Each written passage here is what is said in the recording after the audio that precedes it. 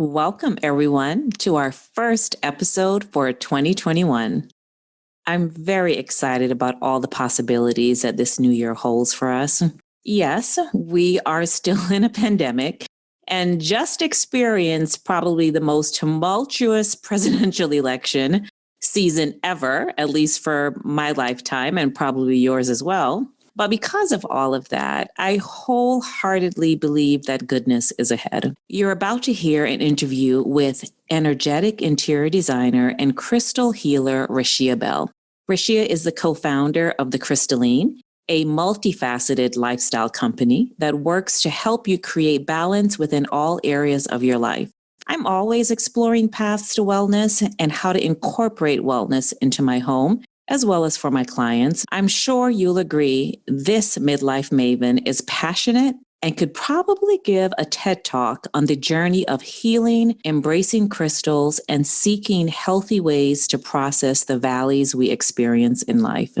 Rashia has taken a uniquely holistic approach to the spaces she transforms for the Cristalline. The foundation for her design process is specializing in personal healing work, where she has led workshops for all ages, private events, and retreats around the world. Her work is to show her clients how to find balance within themselves and greater encompassing the spaces they inhabit.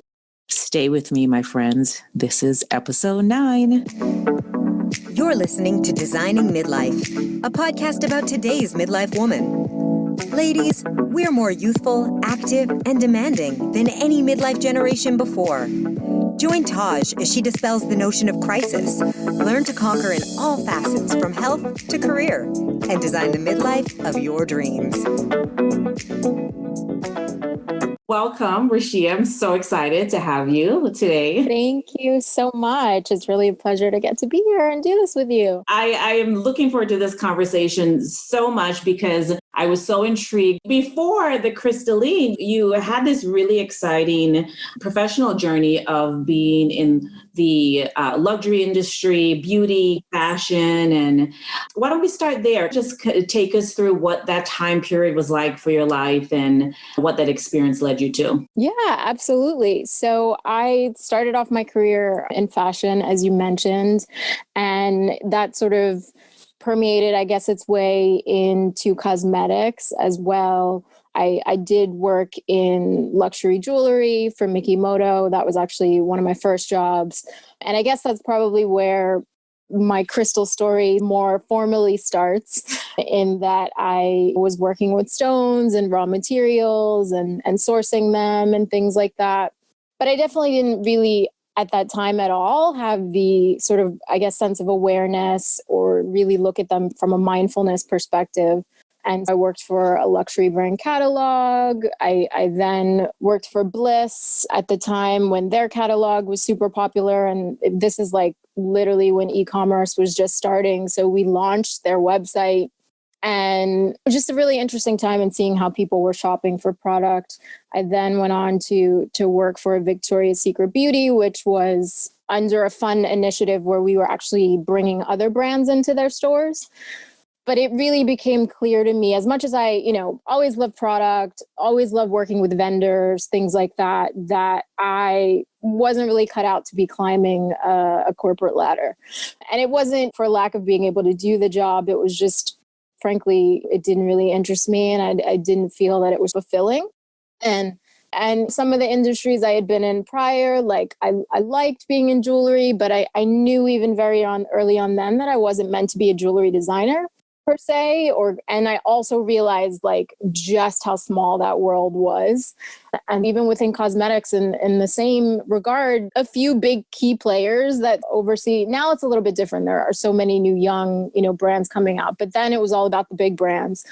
And so corporate was really the only way to go. And so I had originally gone to the Fashion Institute of Technology for buying and merchandising. And even when I was in school during that time, there was an interesting point where between your first 2 years and your last 2 years, you can choose if you want to take a more targeted focus on your major.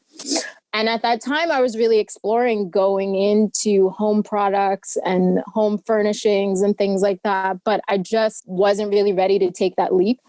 It was a bit ironic when I was thinking about what I was doing within the beauty world and not feeling fulfilled by that, that I felt that I really needed to explore my creative side. And to be honest, I don't even really know where the idea to go back to school for interior design came from. I 100% remember as a child, I was constantly rearranging my room, like all the time, like every 3 months, like always moving it around, always wanting to change bedding. Like I was always very much into sort of furnishings and things like that and spaces.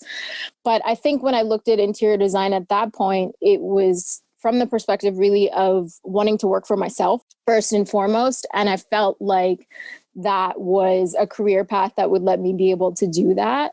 And so I went to the New York School for Interior Design. I started off part-time when I was still working for Victoria's Secret. I was going nights and weekends.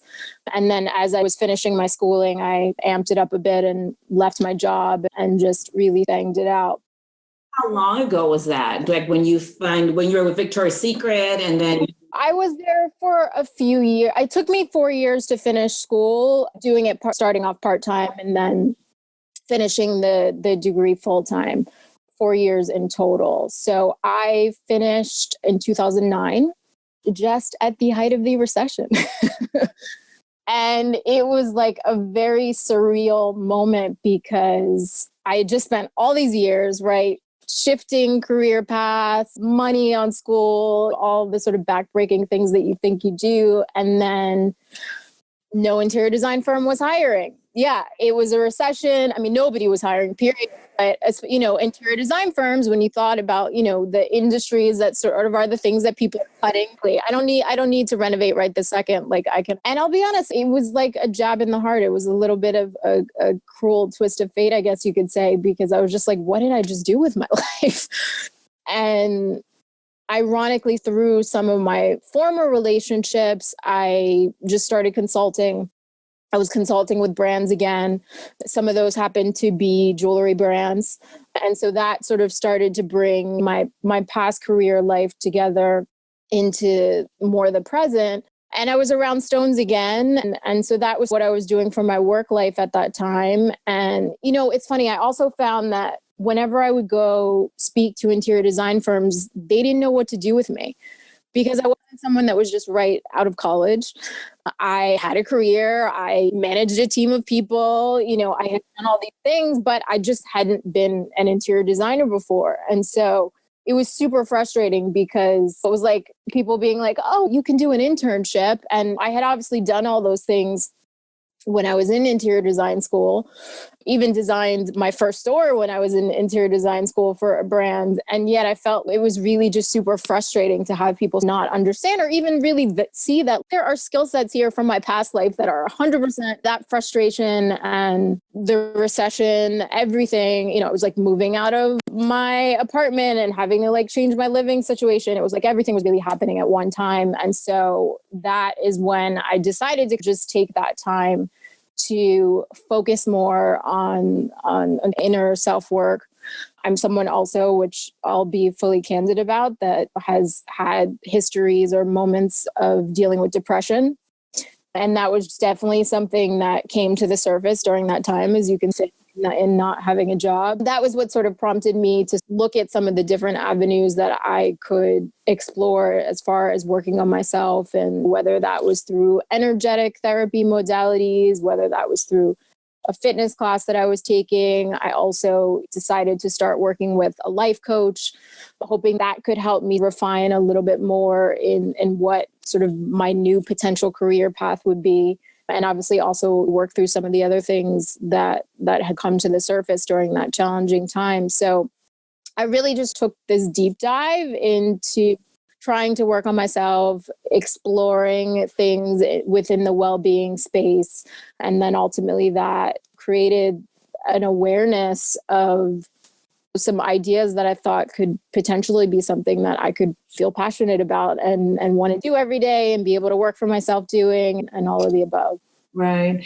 Yeah. And thank you for sharing that, because around the same timeline for me, I also completed design school around maybe 2007, 2008, around that time. And well, I know that when I completed it, the market had just crashed. Like the housing market had just crashed, and then everybody was going into foreclosures. And I remember that eras, and I had the same thought as well, because for me, culturally, my family had never supported the idea of interior design, but that was more so a hobby. It was, you had to go for a profession, doctor, nurse, a lawyer, accountant, something. You needed to have a profession. When I was going into college initially, I couldn't commit to anything like that. So I just did business. I said, I'll just get a business degree, because that, it gives me a general view, and I know I want to work for myself eventually someday. So that could only help. And then when I did the business degree, I ended up working in marketing for an architectural firm. And then just being in that creative environment, around 2006 or 2007, I enrolled into design school. And then the market crashed, right? And then for me, that just confirmed my family's. Yeah. And I think I have to mention, for me, that happening was a reoccurring theme. And I mentioned that because I spent my whole life training to be a ballet dancer. And I went to private school my whole life. There was no question about whether I was going to college. That was always going to happen. But for me, it was always about how I'm fitting that in with dancing. And then I got injured. And so I had to shift my thoughts on what that would be. And, I was always interested in fashion. And so that's what led me to pursue that. And then when I finished fashion school, September 11th happened.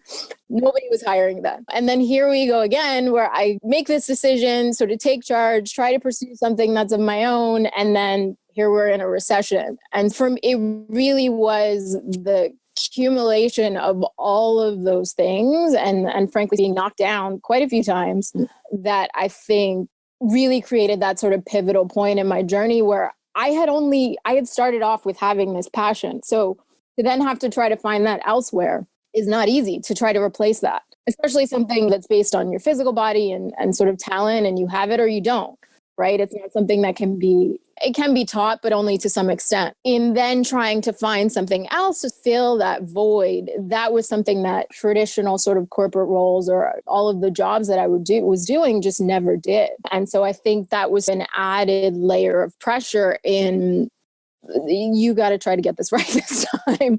But also I think it talks to the lengths of what I went to or went through or experienced in order to try to hone in on that passion and really being open to trying things that I maybe wouldn't have been otherwise. I didn't know that I was going to hire a life coach. Like, a friend invited me to a workshop and I basically decided on the spot to do that. I think it was just that moment where you just feel like you feel helpless, but you're like, no, I need to take charge of this. Just this need for healing, right? And processing disappointments and just things not going as we had always planned for. I can relate to all of that. And kudos to you, because we have peaks and valleys, right? And throughout life, and when we go into these valleys in life, it could get really dark.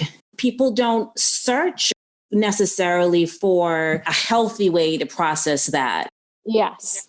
Well, and I think people tend to look externally, right? I think that's the first inclination to do that. And I think it actually requires the opposite. And I even think of the comparison of why I chose a life coach over just going to a therapist, which is something that I had done at other points in my life. But ultimately, I chose the life coach in particular because I knew that I was going to be held accountable. And I think that's something different than in traditional therapy, is that it wasn't just about needing someone to talk to. I wanted to have someone that was going to put me through my paces and create the context for me to be able to discover that on myself, and realizing that no one was going to be able to just tell me how to fix it. And so I think that definitely is not a common approach. I know, especially, in African American communities or communities of other people of color, those are things that can be a little bit taboo. And especially when religion comes into play, or people try to reconcile how those two things can coexist together. And I think because in particular, I wasn't someone that, outside of by way of my parents' influence on what I was exposed to from religion, but it wasn't something that I particularly resonated with. So I think that's also, and don't get me wrong, I think people can get the inspiration and the look at the things to draw upon that work the best for them. But for me, I realized that it did require something a little bit more. And frankly, just being open to doing that.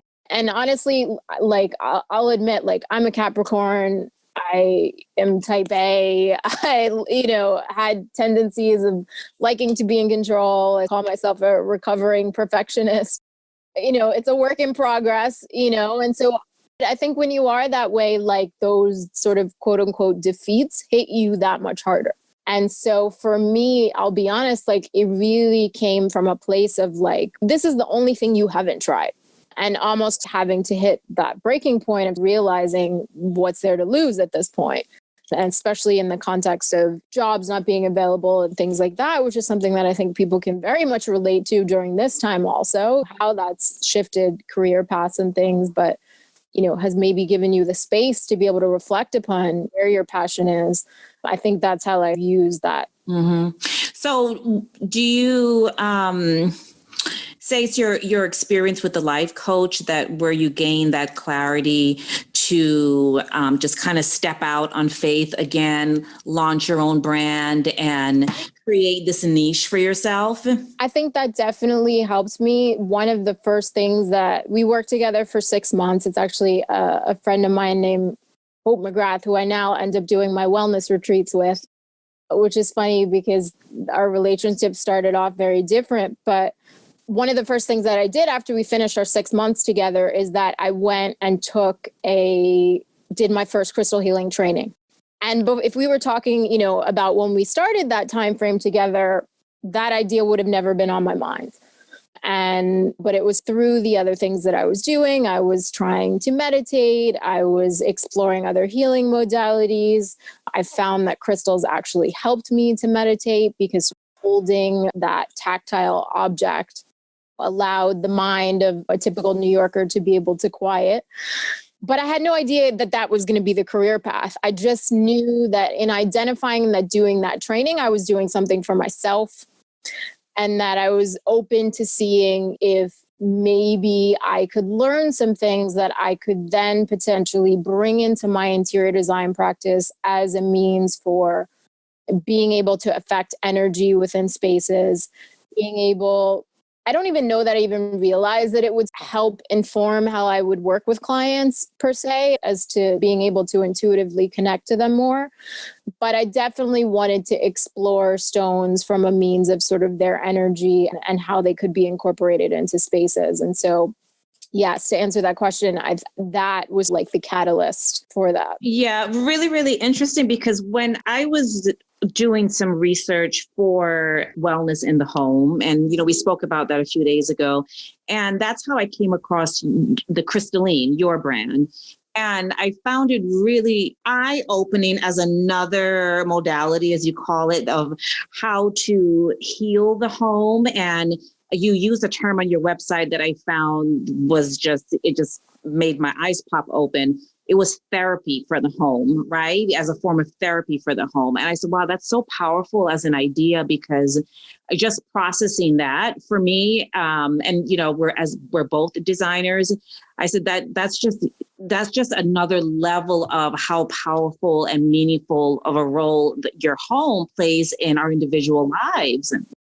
So I'm going to step back for a second, because I'm a beginner with the idea of crystals, and I'm assuming a lot of my audiences as well. And, I've always heard about crystals, but I've never taken the time to learn crystals, right?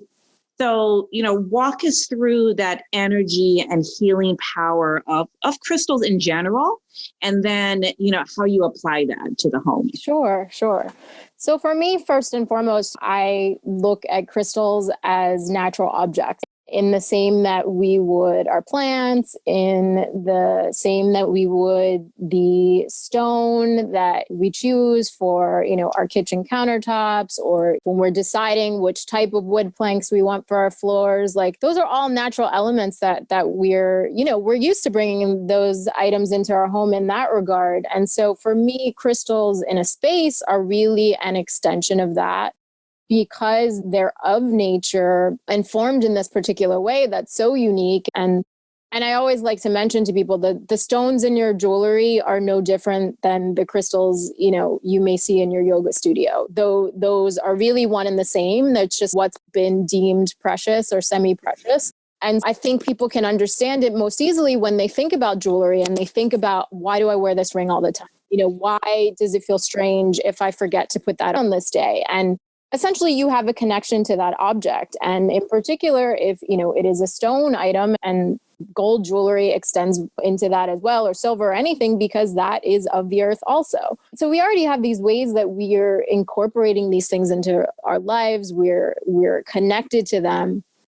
And so when you start to talk about crystals, you can explore that a little bit further based on how each stone is created, the region that they're found in particular, et cetera, because those really vary. And I always want to make clear that, I think we're now finding this new understanding of these materials, but they've always existed, right?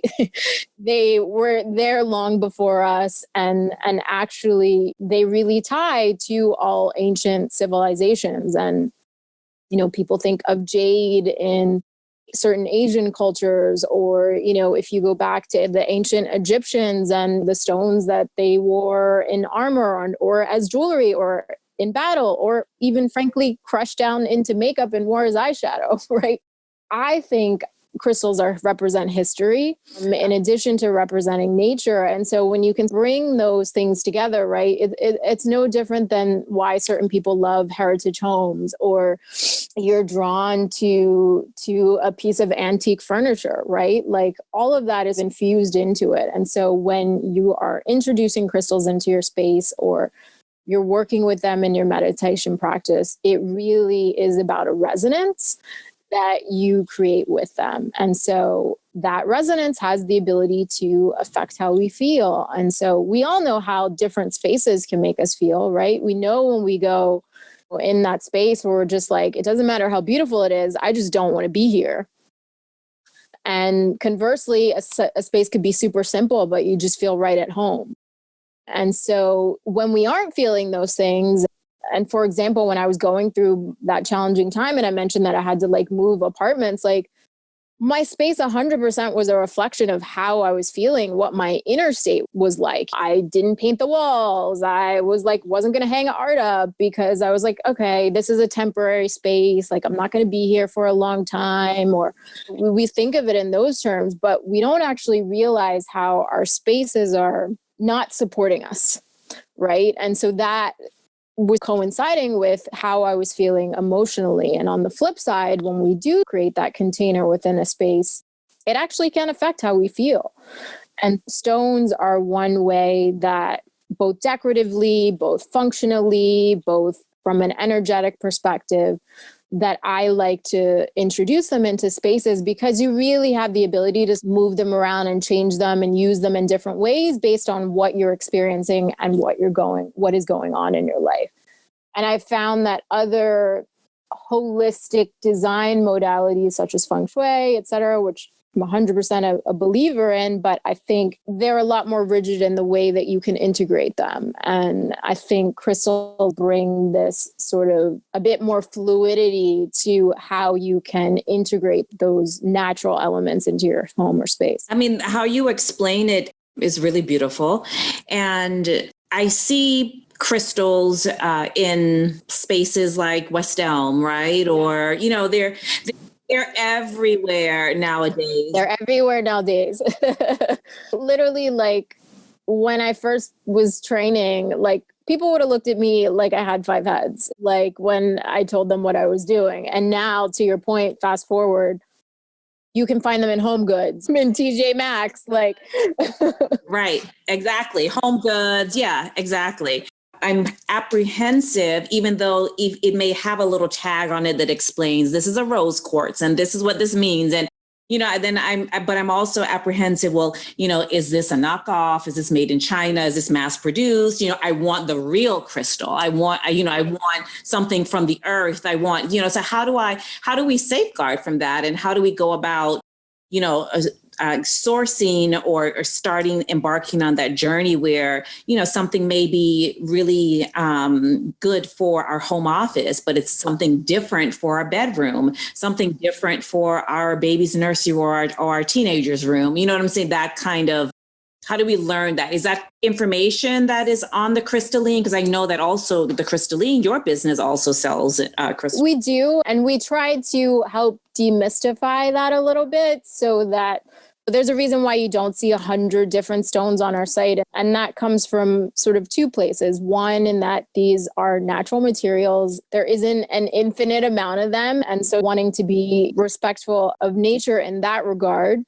I mean, there are certain crystals that your jaw would be on the floor, like how much more it's worth than like a diamond, just because that stone was discovered because a meteor crashed into the earth. Well, that's never going to happen again.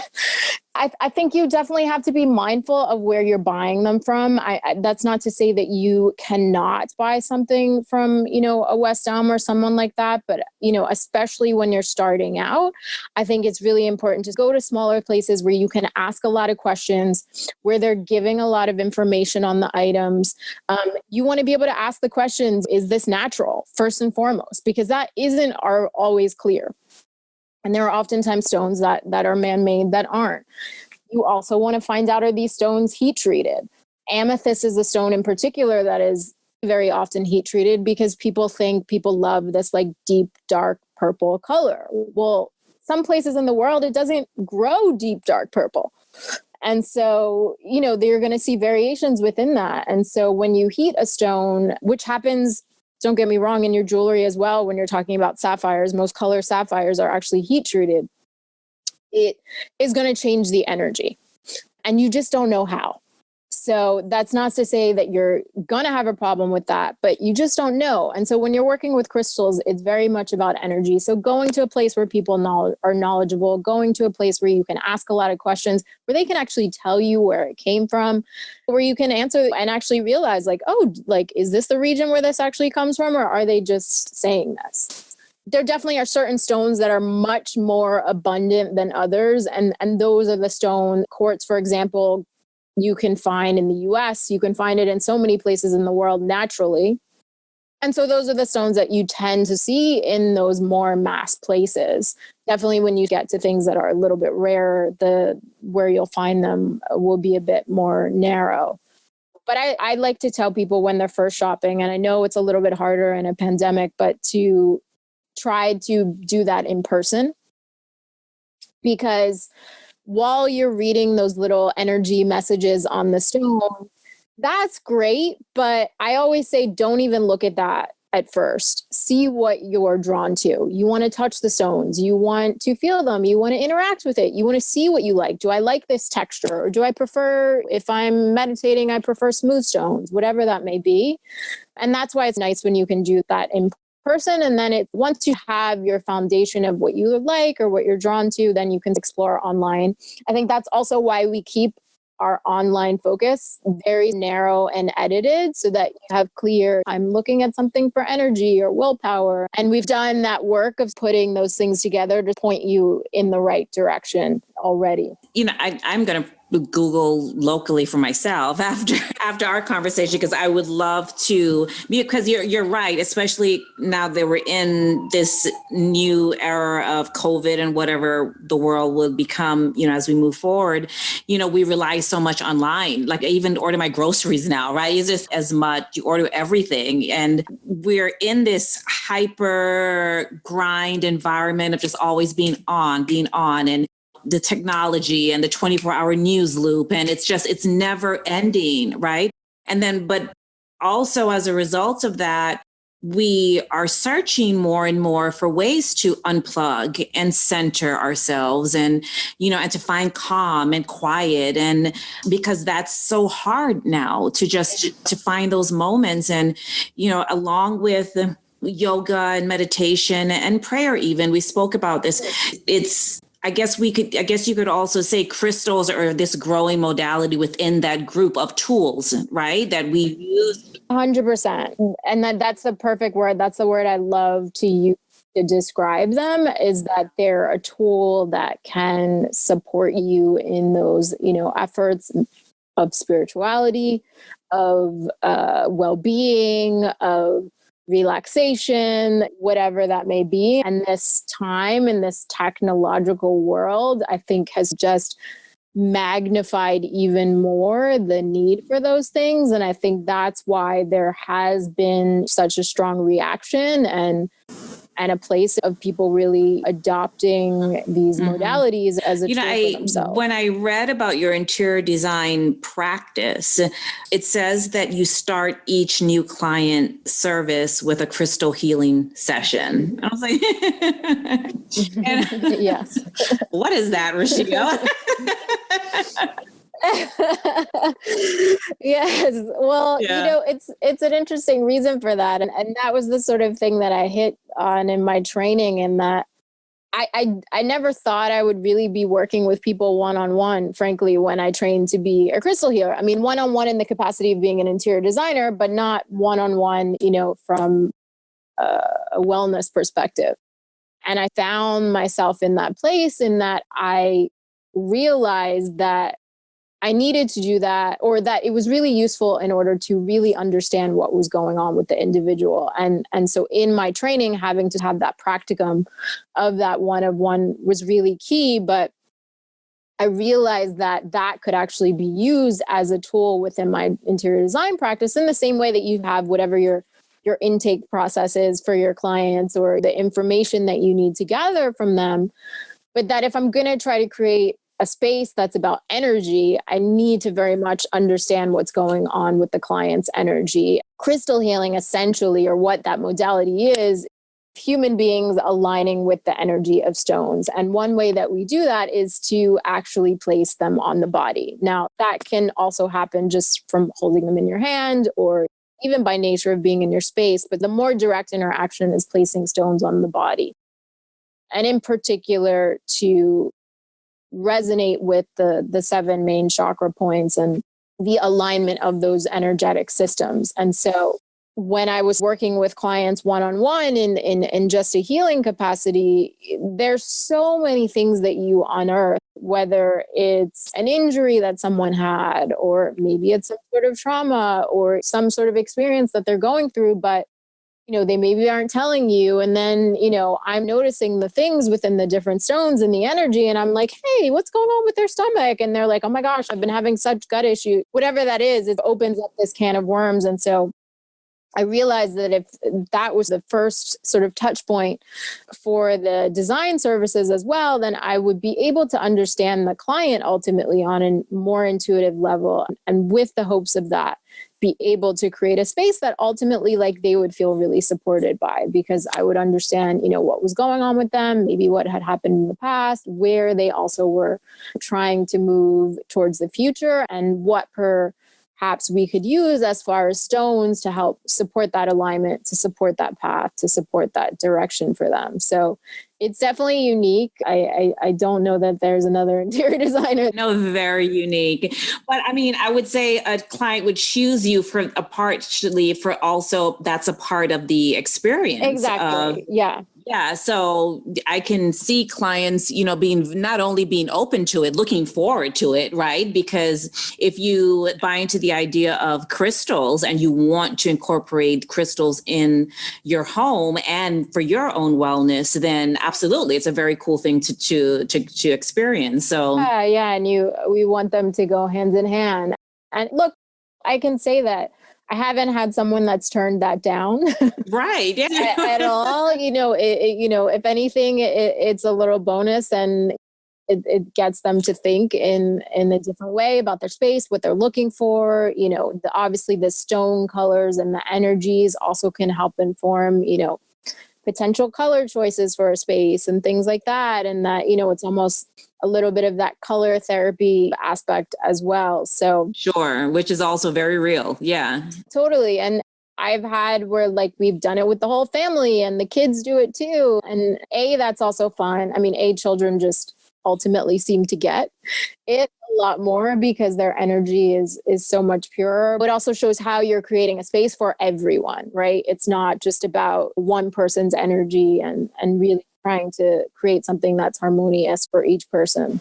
Mm-hmm, mm-hmm. Very, very cool. I also read, and I'm going to read this title. You are the resident crystal healer and meditation master for the Four Seasons downtown New York. Yes. Yes. So I saw that on the Four Seasons website. It was like, I didn't even know that was a thing. Yes, that was on the Four Seasons website. That's the title I've been given. I'm also the resident crystal healer at the Four Seasons in Philadelphia as well, at their spa. Both of those hotels are where I see clients. Also, some of the other hotels do sell our crystal products as well. But that's where I see clients one-on-one for private crystal healing sessions. We do a lot of corporate events, believe it or not. Sure, I can see that. Totally. Yeah, companies that want to come in and they want to add on maybe to the spa experience that they're creating for their group. Sure. Yeah. In Philadelphia in particular, I also played a duo role when that hotel was being built, which just opened last year, because we had the opportunity to actually infuse crystals into the structure of the spa there. Oh, amazing. Yeah. So each treatment room is for a different chakra. And so each one has that stone embedded in that room. And so you're literally getting that infused experience when you're having a session with me or anyone else there. We also paid careful attention to what stones we were putting in the relaxation lounge within the spa, what stones we were putting by the gym. We had a pool, so there was like a mechanical room, like all of those are ways structurally that we were able to incorporate stones. And it's really lovely because there are aspects of it that people see, whether it's the stones in their treatments that they get, or there also are crystal singing bowls in each room. But there's also that other layer which would happen behind the scenes, which is really interesting how people really are able to feel it and they just can't pinpoint it. Yeah. So that role has been really fun in that I've gotten to bring this modality into this like luxury hotel space, which I think is really special. And because of that, it's drawn a lot of other clients that maybe aren't your typical sort of well-being or wellness enthusiasts to be open to exploring it. Right. No, very, very cool. But can you give a really quick definition of what those 7 chakras are? Because I know a lot of people listening are like, well, what is that? So yeah, and how that ties into using crystals. Yes. And so there actually are many more than 7. We have hundreds of sort of energy systems that are running throughout our body, but Western world focuses on largely the main 7. And they start at the root chakra, which sort of is the lowermost point of your pelvis, sort of through your legs. So like the trunk of your body, I guess you could say. They go to the sacral area, which is at the tailbone, the solar plexus, which is in the belly, the heart space, obviously in the heart, the throat space, the third eye point, which is between the eyebrows, and the crown chakra, which consists of the top of the head and sort of energy that exists beyond that. And so each of those holds a very different energy. If you think of your root chakra, it's very grounding, stabilizing, which is why I called that your trunk. If you're thinking of a tree, and the crown chakra, right, sitting high, has a lighter, more sort of ethereal feel. And then you have the points in between. And so each of those sort of areas or systems within the body have different energies, and we commonly see chakra charts as color coded. And so within that, we can actually take our crystals and see within those points where they align. And so the color of a stone is the first indication. of which chakra that it may resonate with. For example, yellow stones tend to resonate with the solar plexus. Stone like citrine, for example, your clear white stones would be the crown chakra. If you think opposites, the root chakra will be your darker, your denser, your less see-through stones, your blacks, your black tourmaline, your smoky quartz. And so if you see a stone, the color is the first indication. So if you see a chakra chart, that sort of gives you an idea of what area of the body that connects to. And then within that, there are a lot more specifics. There also are some stones that align with multiple chakras. Clear quartz, for example, can align with any chakra point, which is why it's a really nice sort of multi-purpose stone if you were only going to just choose one. Got it. Very, very, very cool. I'm going to have to look up a chakra chart. Yeah. Kind of send out to my subscribers with this episode, because there's so many different pieces to kind of tie in together. And I think they're all very powerful and all very relevant.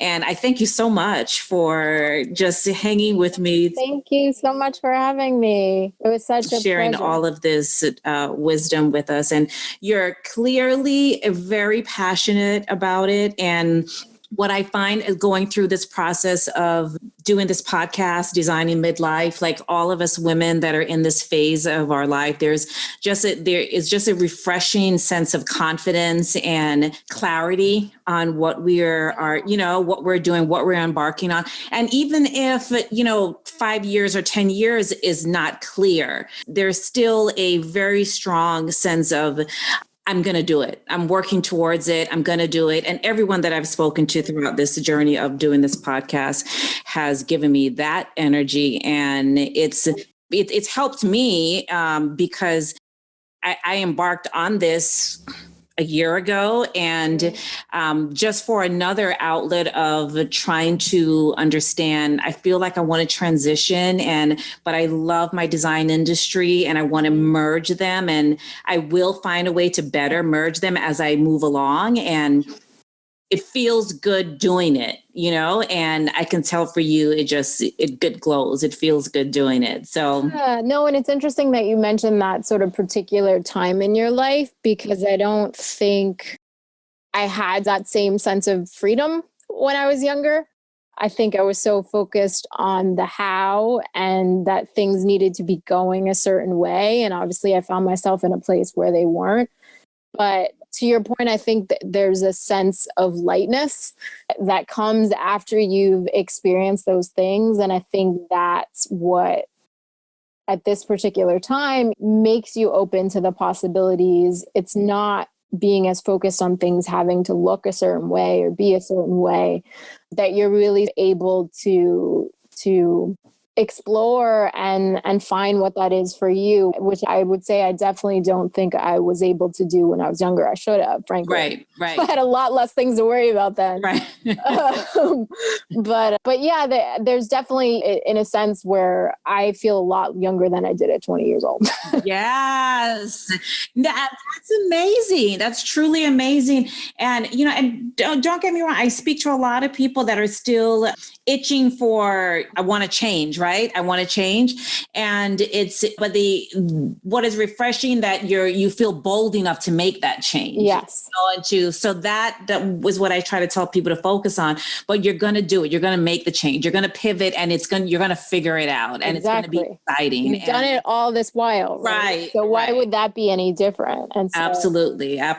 That is the fabulous thing about the time of life that we're in. So before we go, I want you to share, where can everyone find you, social, website, whatever it is. Yes, sure. 2 places, actually, since we didn't even go into my other business. But if you're interested in crystals, you can explore that too. So the Cristalline.com, Cristalline with an I, is our main home. And that's where you can shop products. That's where you can find out how to book sessions, both in person, virtually, and about any workshops and experience things that we do. On Instagram, it's the same at Cristalline. I also have another business called Revital, which is crystal infused products that help you sleep better. And that is RE-VITYL. So those products can be found at revital.com and also on Instagram at Revital. Oh, wow. That's like another conversation we can have. Just sleep deprivation, right? Yeah. That's a whole other thing. Sleep. Yeah. Yeah. I mean, especially during this time, sleep is like it's a whole nother thing, which is why it deliberately was decided to be separate from Crystalline. But Crystalline's all about experiences and products, obviously, that relate to that, whether it's for your home or for you personally. And then, Revitals, something everyone can use. Absolutely. So sleep is a whole other element to just talk about for that on a wholly different level. And I'll just mention real quick, we have some fun things upcoming about the time this will release, to stay tuned. So also on our website, if you sign up for our newsletter, you'll find out about any events and things like that, sales, all that fun stuff. But coming up in March, we have a course that we're launching called Illuminate, which is just really all about a deep dive into energy and how it works and exploring the different facets of it as a means for empowering your life. And so that's really special. And then we also have a membership community that we'll be launching as well. So a place where you have people to talk about all the fun things in the well-being world. Are both on the Cristalline.com? They will be soon. Okay. Yes. So if you go there, and if you sign up for the newsletter, you'll find out the second those doors open. Okay. I did sign up for the newsletter. So for everyone out there, it's the Cristalline.com. I'll put it in the show notes as well. Thank you so much again. Thank you so much, Taj. It was so lovely. My pleasure, truly.